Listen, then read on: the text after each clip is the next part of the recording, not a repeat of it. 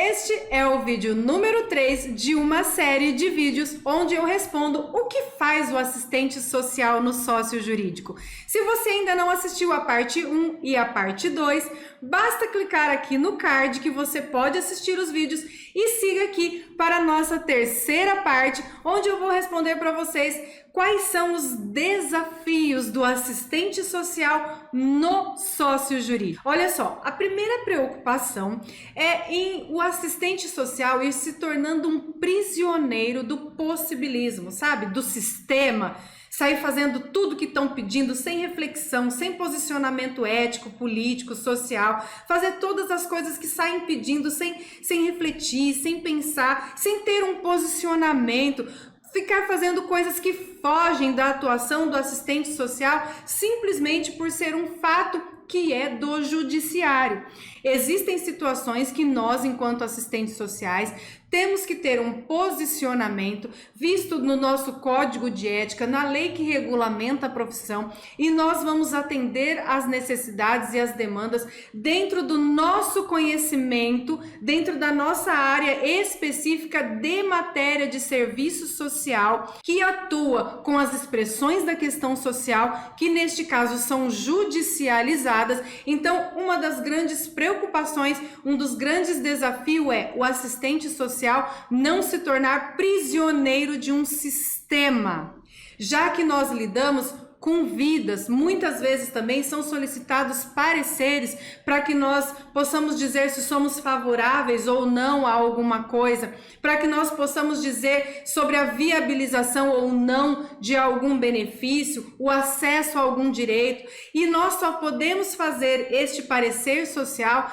depois de fazer um estudo social, depois de conhecer com profundidade aquela realidade, a partir da visita domiciliar, da entrevista social, da observação, da reflexão. Nós precisamos utilizar nossas referências bibliográficas, referenciar nas leis, e isso não pode ser feito de qualquer jeito, não pode ser feito às pressas, correndo, com prazos inadequados. Por exemplo, aqui onde eu atuo, eu recebo sempre as decisões judiciais ou os despachos, como gostam de dizer, e eu tenho sempre 30 dias para trabalhar como perita social, para fazer a minha perícia social. Eu tenho 30 dias a partir da data do meu aceite para peticionar o laudo social com o meu parecer.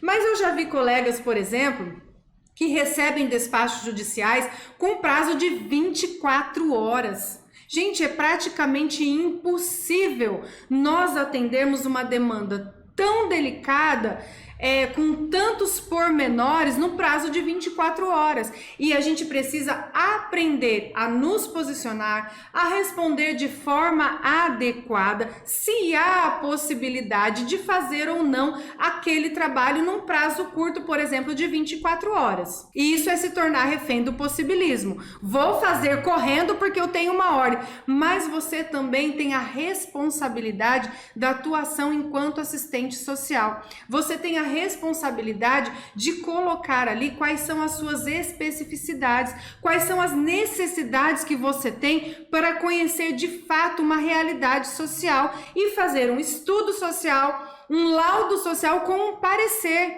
que é a sua opinião técnica diante daquela situação. Você precisa então responder de forma adequada, coerente. Se você precisa de mais prazo ou não, faça uma solicitação de dilação de prazo, explica a necessidade de você ter mais tempo para fazer um trabalho adequado, um trabalho que não vá prejudicar aquele usuário. Você tem acesso ao nosso código de ética, você pode desenvolver o teu trabalho se baseando na lei que regulamenta a profissão para desenvolver o seu trabalho com responsabilidade, mesmo cumprindo prazos. Todas as pessoas que estão envolvidas no processo, seja o réu, vítima, autor, requerente, requerido, nós precisamos qualificar essas pessoas primeiramente como seres humanos, pessoas dotadas de direitos e, portanto, um sujeito de direito.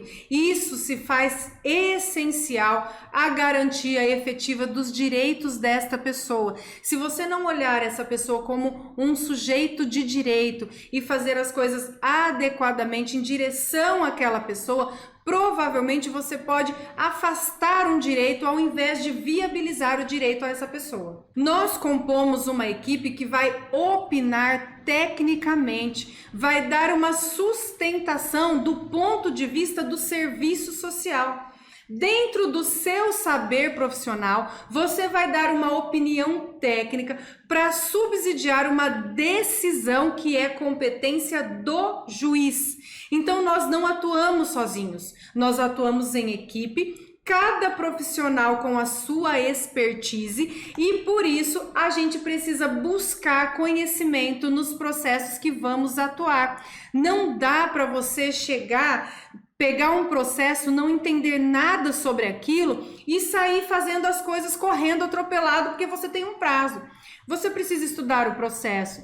Se é um assunto que você não domina, você precisa estudar sobre aquele assunto, buscar conhecimento, leituras, bibliografias. Você precisa conhecer sobre aquele processo, sobre aquele assunto, para que você possa então preparar o seu estudo social, desenvolver ali a sua perícia, desenvolver ali o teu trabalho enquanto assistente social no sócio jurídico, a fim de não prejudicar as pessoas que estão envolvidas naquele processo. Esses espaços, especialmente no judiciário, eles são propícios, gente, àquelas práticas conservadoras, devido às prerrogativas institucionais. Por isso que eu falei do sistema. Lembra no vídeo 2 que não utilizamos sistema por ser uma forma muito rígida, algo já imposto, né? Então, essas prerrogativas institucionais, elas conferem poder de controle, de disciplinamento, de conflitos individuais entre as pessoas, Estado. Então, a gente precisa tomar cuidado para a gente não agir com práticas discriminatórias, preconceituosas, racistas, com fiscalização higienistas, né? Essa é uma prática conservadora, por exemplo, e que a gente costuma ver muito em profissionais que ainda não romperam com esta visão. E aí vão fazer uma visita domiciliar e ficam olhando se a casa tá suja, se tá limpa, se tá bagunçada, se tem louça para lavar. Não é isso que nós, enquanto assistentes sociais, fazemos numa visita domiciliar. Se você não conhece ainda as técnicas de visita domiciliar, eu tenho aulas aqui no YouTube sobre visita domiciliar, então procurem depois aqui. Lá no meu curso Formação Perito Social também tem uma aula específica sobre visita domiciliar.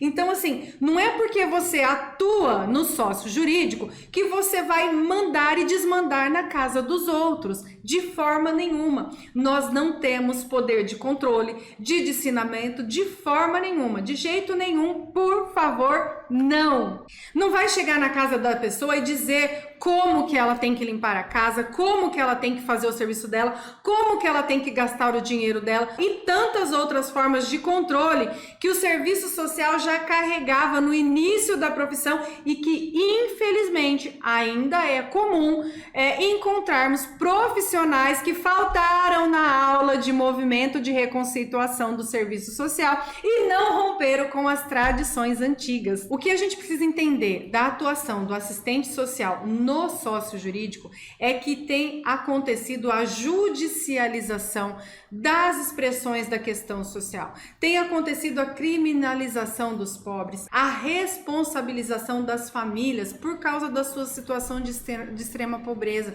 e isso é preocupante. Nós precisamos atuar na viabilização de acesso aos direitos, nós precisamos entender as expressões da questão social, suas causas, como elas se manifestam na vida das pessoas e como nós vamos atuar para poder viabilizar, ampliar e garantir o acesso aos direitos. Outra coisa importante que eu quero trazer para vocês: quais são as principais solicitações do judiciário ao assistente social. Eu tenho um curso, Formação Perito Social, onde eu trago todas essas informações que eu vou falar aqui para vocês. Lá eu falo de uma forma mais detalhada, com mais detalhes, com exemplos, com modelos, mas as principais solicitações, por exemplo, do judiciário ao assistente social, na maioria das vezes é um estudo social, para emissão de um laudo social, com parecer social, que é a sua opinião técnica.